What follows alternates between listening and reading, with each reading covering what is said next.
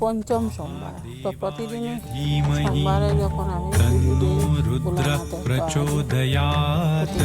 তো স্নান টান করে আসলাম, অনেক কাজকর্ম করে। আর যখন সোমবারে আমি নিরামিষটা খাই তখন ভালো করে পরিষ্কার করে ঘর দুয়ার পরিষ্কার করে ঝাড়া পোছা সব কিছু করে তারপরে আমি স্নান টান করে আসি, পূজা করে নিরামিষটা রান্না করি। তো প্রতিদিনের মতো আজকেও সেরকম হতো, কিন্তু কী হলো হঠাৎ করে একটা অঘটন আমার হয়ে গেল। তো আর পুজো দিতে পারলাম না। আর খুব মনের উৎসাহে গত সপ্তাহে বলেছিলাম বাবার মন্দিরে যাব, কিন্তু অনেকটাই লেট হয়ে গেছিলো, এই জন্য যাই নাই। তো আজকে ভাবলাম তো আজকেও আমার হলো, কিন্তু মনটা তো ভীষণ খারাপ হলো। মন ছিল আমি খাওয়া করে খাদার কিছু কাটতে পারলাম না। এইদিকে বোনের মেয়ে বলছে মাসি আমাকে নিয়ে চলো 2-3 দিন থেকে।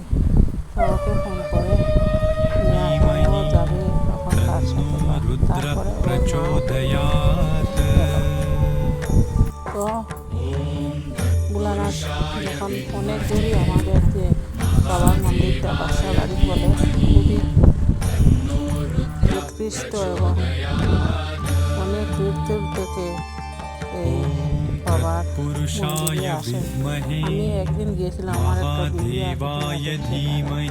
বাসা বাড়িতে অনেক উঁচু, অনেক ভক্তের সমাগম হয় এই শ্রাবণ মাসে, আর খুবই জাগ্রত বাবার মন্দির।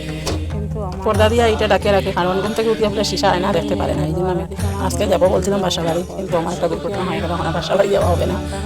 সকাল থেকে সব কাজ কর্ম করে স্নান করে আসলাম, এখন আমার বন্ধু যাবে মেয়ের, আল্লাহ একটু যাইব বাবার মাথায় জলটা। ওই যে বাবার কৃপা না হলে কিছু হয় না। বাবা আমার উপরে এবার কি নারাজ করে হলে জানছি না, যেতে পারলাম না আজকে।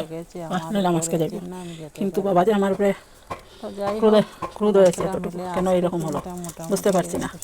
মনে প্রাণে কাল থেকে যাবো না হঠাৎ করে প্ল্যান করলাম বাবার এখানে যাব, কিন্তু এখন আর যেতে পারলাম না। আমার অঘটন একটা ঘটে গেল, মানে যেটা মেয়েদের একটা অসুবিধা আছে, এইটা হলে কখনো পূজার করে যেতে পারবে না, এটাই স্বাভাবিক। আর এইদিকে এখন বঞ্জি আসবে, ওরা যাবে, আমি আর যাবো না, আমি ঘরে থাকবো। মেশো নিয়ে যাবে, হাজব্যান্ডে ওদেরকে নিয়ে যাবো।